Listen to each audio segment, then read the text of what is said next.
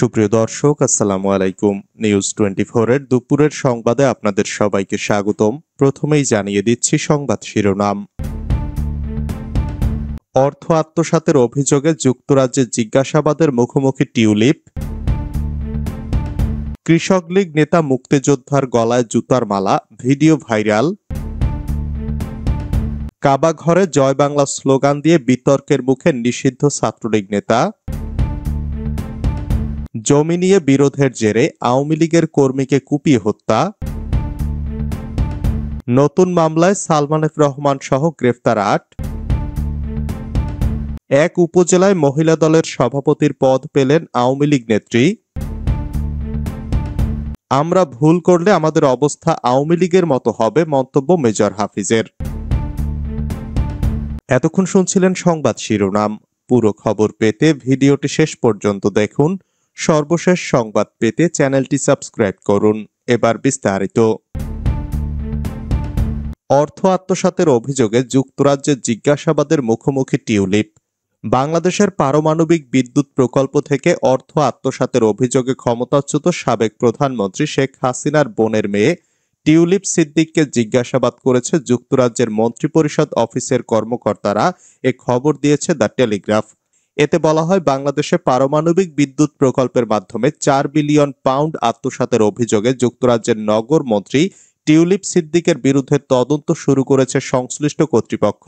প্রসঙ্গত, টিউলিপ সিদ্দিক শেখ হাসিনার বোন শেখ রেহানার মেয়ে, যিনি বর্তমানে যুক্তরাজ্যের ক্ষমতাসীন দল লেবার পার্টির একজন মন্ত্রিসভার সদস্য। রোববার টিউলিপকে জিজ্ঞাসাবাদ করেছে মন্ত্রিপরিষদ অফিসের প্রপিটি অ্যান্ড এথিক্স টিম। বাংলাদেশ দুর্নীতি দমন কমিশনের পক্ষ থেকে টিউলিপের বিরুদ্ধে অর্থ আত্মসাতের অভিযোগে তদন্ত শুরু হওয়ার পর এমন জিজ্ঞাসাবাদের সম্মুখীন হলেন তিনি। গত সপ্তাহে টিউলিপের সঙ্গে তার মা শেখ রেহানা সিদ্দিক এবং তার খালা বাংলাদেশের পতিত প্রধানমন্ত্রী শেখ হাসিনার বিরুদ্ধেও তদন্ত শুরু করেছে দুদক। বাংলাদেশ হাইকোর্টের নির্দেশে টিউলিপ এবং তার পরিবারের বিরুদ্ধে তদন্তে নেমেছে দুদক। অভিযোগপত্রে বলা হয়েছে, টিউলিপ এবং তার পরিবারের সদস্যরা রূপপুর পারমাণবিক বিদ্যুৎ প্রকল্প থেকে ৪ বিলিয়ন পাউন্ড পাচার করেছেন।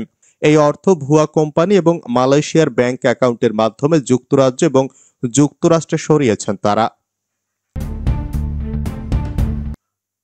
কৃষক লীগ নেতা মুক্তিযোদ্ধার গলায় জুতার মালা, ভিডিও ভাইরাল। কুমিল্লার ১৪ গ্রামে আব্দুল হাই কানু নামে এক বীর মুক্তিযোদ্ধার গলায় জুতার মালা পরিয়ে লাঞ্ছিত করেছে স্থানীয়রা। রোববার দুপুরে উপজেলার কুলিয়ারা প্রাথমিক বিদ্যালয়ের সামনে এ ঘটনা ঘটে।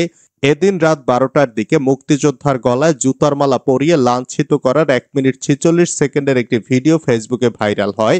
বিষয়টি নিয়ে ব্যাপক তোলপাড় সৃষ্টি হয়েছে। সোমবার সকালে বিষয়টি নিশ্চিত করেছেন ১৪ গ্রাম থানার ওসি এটিএম আক্তারুজ্জামান। পুলিশ ও স্থানীয় সূত্রে জানা গেছে, বীর মুক্তিযোদ্ধা কানু কৃষক লীগের কেন্দ্রীয় কমিটির সদস্য। রোববার দুপুরে তাকে একা পেয়ে স্থানীয় ১০ থেকে ১২ ব্যক্তি হেনস্থা করে গলায় জুতার মালা পরিয়ে দেয়। ভাইরাল হওয়া ভিডিওতে দেখা যায়, স্থানীয় প্রবাসী আবুল হাশেমের নেতৃত্বে ওহিদ, রাসেল, পলাশ সহ ১০ থেকে ১২ ব্যক্তি মুক্তিযোদ্ধা কানুর গলায় জুতার মালা দিয়ে এলাকায় ঘোরায়, এমনকি কুমিল্লায় থাকতে পারবেন না বলে হুমকি দিচ্ছেন। তিনি জুতার মালা সরিয়ে এলাকায় আর আসবেন না বলেও তাদের হাত থেকে রক্ষার চেষ্টা করেন। এ সময় তার ভিডিও ধারণ করা হয়। ভিডিওতে ওই ব্যক্তিরা বলতে থাকেন, গ্রামের লোকের সামনে মাফ চাইতে পারবেন কিনা। অন্যরা বলতে থাকেন, তিনি কুমিল্লা আউট, এলাকা আউট, ছেড়ে দাও। পরে গলায় জুতার মালা দিয়ে টেনে সামনে নেওয়া হয়। এ বিষয়ে ওই মুক্তিযোদ্ধা সাংবাদিকদের বলেন, হঠাৎ আমাকে একা পেয়ে জোর করে ওরা জুতার মালা গলায় দিয়ে ভিডিও করে। বিচার কার কাছে চাইব? মামলা দিয়ে আর কি হবে? কাবা ঘরে জয় বাংলা স্লোগান দিয়ে বিতর্কের মুখে নিষিদ্ধ ছাত্রলীগ নেতা। সম্প্রতি সৌদি আরবে পবিত্র কাবা ঘরে জয় বাংলা স্লোগান দিয়ে সামাজিক যোগাযোগ মাধ্যমে বিতর্কের সৃষ্টি করেছেন নিষিদ্ধ সন্ত্রাসী সংগঠন ছাত্রলীগের এক নেতা। তার নাম হারুনুর রশিদ। তার বাড়ি চট্টগ্রামের লোহাগড়া উপজেলার পদুয়া ইউনিয়নের ১ নম্বর ওয়ার্ড ঠাকুরদিঘি এলাকায়। স্থানীয়দের কাছে টোকাই হারুন নামেই অধিক পরিচিত তিনি।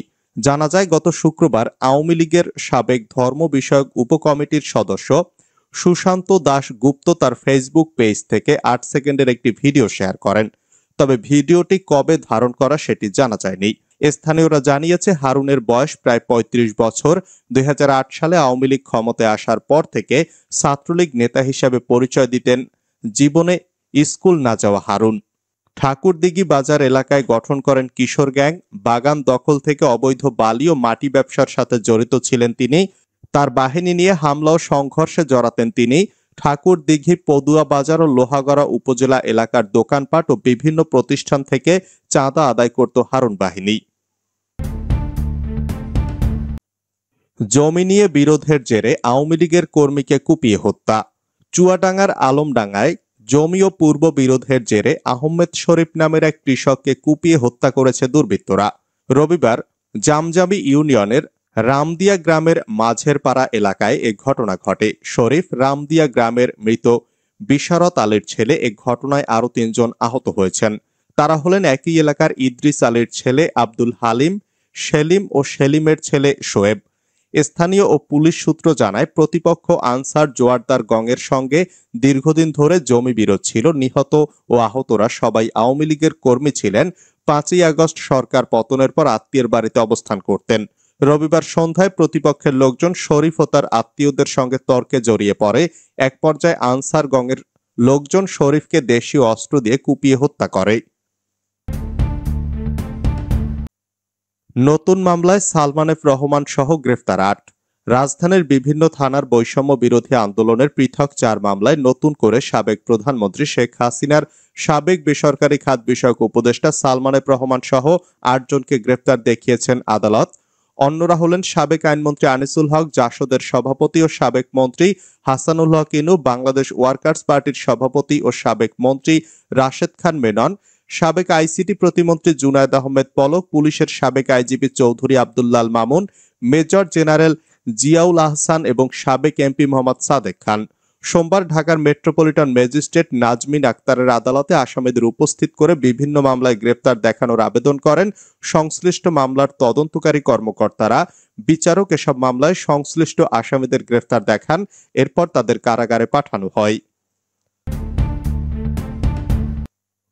এক উপজেলায় মহিলা দলের সভাপতির পদ পেলেন আওয়ামী লীগ নেত্রী। বাংলাদেশ জাতীয়তাবাদী মহিলা দলের গাইবান্ধার পলাশবাড়ী উপজেলা শাখার ৫১ সদস্যের একটি পূর্ণাঙ্গ কমিটি ঘোষণা করা হয়েছে। এতে সভাপতির পদ পেয়েছেন আরজিনা পারভীন চাঁদনী, অথচ তিনি ইতিপূর্বে আওয়ামী লীগের রাজনীতিতে সক্রিয় ছিলেন। এছাড়া সংরক্ষিত মহিলা আসনের এমপি প্রার্থী হয়ে দলের মনোনয়ন ফর্ম সংগ্রহ করেছিলেন। শুধু চাঁদনী নয়, কমিটির সাংগঠনিক সম্পাদক পদ পেয়েছেন নাসিমা বেগম, অথচ তিনি উপজেলার ৪ নং বরিশাল ইউনিয়ন তাঁতি লীগের সভানেত্রী ছিলেন। এরই মধ্যে কমিটির তালিকা সহ সভাপতি আরজিনা পারভীন চাঁদনীর দলের ফর্ম সংগ্রহ ও শীর্ষ নেতাদের সঙ্গে তোলা ছবি ছড়িয়ে পড়েছে সামাজিক যোগাযোগ মাধ্যমে। এ নিয়ে চলছে তুমুল সমালোচনা। অভিযোগ উঠেছে, তদবির ও অর্থ বাণিজ্যের মাধ্যমে আওয়ামী লীগের নেত্রী হয়েও মহিলা দলের পদ পেয়েছেন তারা। ৫ই আগস্টের আগেও বিএনপির বিরুদ্ধে সক্রিয় ছিলেন, অথচ জেলা মহিলা দলের নেত্রীরা জেনে শুনেই তাদেরকে পদ দিয়েছেন।